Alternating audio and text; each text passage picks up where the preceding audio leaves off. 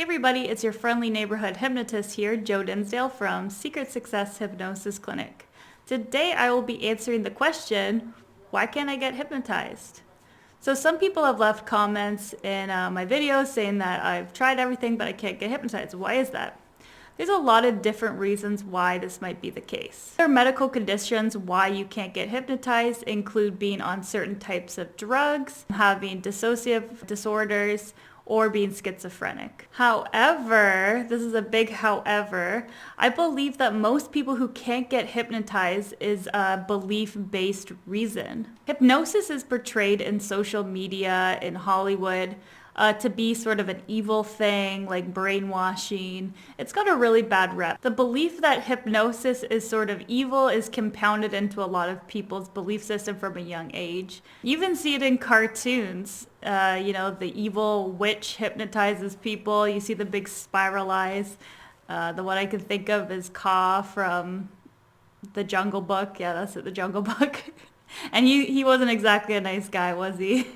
So when people come on here, they might consciously think, okay, I'm going to try out hypnosis. I've heard some good things. But deep down inside, they might be a little bit scared or anxious still. And I like to compare that to meditation.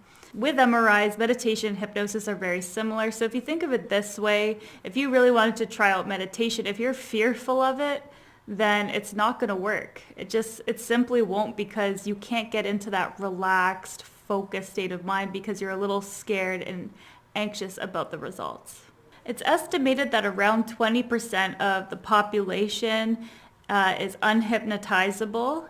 However, truly, if you are a normal average human being, you should be able to get into trance because it is a normal part of our day. It's just the fact of hypnosis with the title is whatever creating that mental block.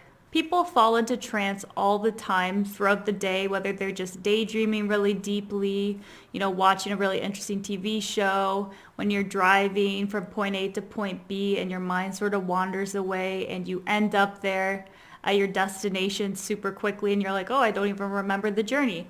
That's hypnosis. So that's what I mean when I say, it says 20% of the population can't be hypnotized, but it's really that they don't want to be hypnotized. There has been more and more research done on functional instruction, or MRIs, to do with hypnosis, especially at Stanford University. I love following along all of their research, but they're finding that specific parts of the brain, if there's lower activity there, it's harder for somebody to acquire trance. These parts of the brain being executive function and attention.